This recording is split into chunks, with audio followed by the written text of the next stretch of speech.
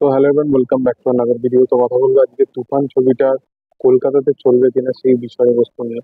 তো প্রথম কথা হচ্ছে যে এর ঠিক আগের বছরই যখন রায়ান রাফির মানে গত ছবি, যেটা নাম ছিল আহ, সুড়ঙ্গ বলে, যেটা আফরান নিশোর সাথে সে বানিয়েছিল, সেই ছবিটাতেও কিন্তু এইচবিএফ প্রোডাকশন হাউস যুক্ত ছিল এবং সেই প্রজেক্টটা বাংলাদেশের আহ, মানে one of the biggest film একটা হয়েছিল, কারণ আফরান নিশোর প্রথম সিনেমা যেটা থিয়েট্রিক্যাল রিলিজ করেছিল এবং তারপরেও সেই ছবিটাকে অডিয়েন্স কিন্তু দারুণ লেভেলে পছন্দ করেছিল।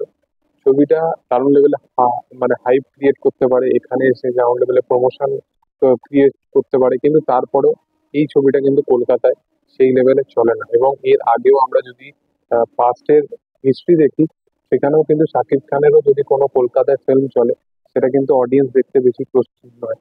হাওয়া বলে যে ছবিটা ছিল, সেই ছবিটা থেকে শুরু করে যাবতীয় আরো যা যা ছবি ছিল, ওই নন্দনটাকে সাইড করে দিয়ে আলাদা কোনো জায়গায় যদি রেসপন্সের দিক থেকে বলি, সেই লেভেলে কিন্তু রেসপন্স কিন্তু দেখা যায় না বাংলাদেশের ছবি কলকাতায়।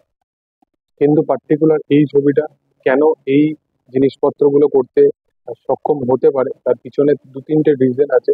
প্রথম কথা হচ্ছে, আজকালকার যে ওটিটি প্ল্যাটফর্ম এসে গেছে, তো ওটিটি প্ল্যাটফর্মের মাধ্যমে আজকে যারা অডিয়েন্স আছে তারা কিন্তু মানে কলকাতার যারা অডিয়েন্স আছে তারা কিন্তু এই দুটো জায়গার মধ্যে কানেক্টিভিটিটাকে খুব মেনটেন করে চলে। এবং চঞ্চল চৌধুরী থেকে শুরু শুরু করে আফরান নিশো বা অপূর্ব, এদের প্রত্যেকজনকে কিন্তু মানুষের কাছে এরা কিন্তু প্রত্যেকজন পরিচিত এবং তাদের কিন্তু প্রতিনিয়ত ওটিটি প্ল্যাটফর্মে তারা দেখে।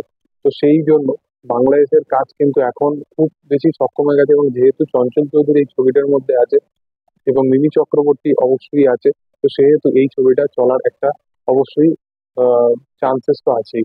এবং যারা দেখেছিল সুড়ঙ্গ তারা অবশ্যই একটা রায়ান রাফির ফ্যান বেস একটা হয়ে গেছে। এবং আহ, বাংলাদেশে যত ফেসবুক মানে যেখান থেকে শুরু করে তুফানে এরকম রেসপন্স দেখার পর, এরকম একটা কালেকশন দেখার পর, আজকে কিন্তু অডিয়েন্স কিন্তু তাকিয়ে আছে এই ছবিটার প্রতি। কারণ এই ছবিটা মানে টিজার থেকে শুরু করে ইন টার্মস অফ মেকিং বা ভিজুয়ালি এবং গানগুলো খুব গ্রাউন্ড লেভেলে দুর্দান্ত লেভেলে হিট করেছে। এবং গানগুলো শুধু বাংলাদেশে না, ইন্ডিয়ার অডিয়েন্সরাও বিশালভাবে এই গানগুলোকে পছন্দ করেছে, যার পিছনে বড় রিজন ইন্ডিয়ার অডিয়েন্সের মানে ব্রেনের মধ্যে ওয়ার্ক করার পিছনে বড় রিজন হচ্ছে এসবিএফ, যেটা কিন্তু খুব সুন্দরভাবে স্কেল ওয়াইজ জিনিসপত্রগুলোকে যেহেতু শুট করা আছে, সেটা তারা এক্সিকিউট করতে পারছে, যেটা অডিয়েন্স সাথে কানেক্ট করা দরকার ছিল সেটা কিন্তু তারা করতে পারছে। তো সেই রিজন ওয়াইজ তুফান কিন্তু ছবিটা কলকাতায় চলার কিন্তু বিশাল বড় একটা চান্সেস আছে। দেখার যে সেটা হয় কিনা।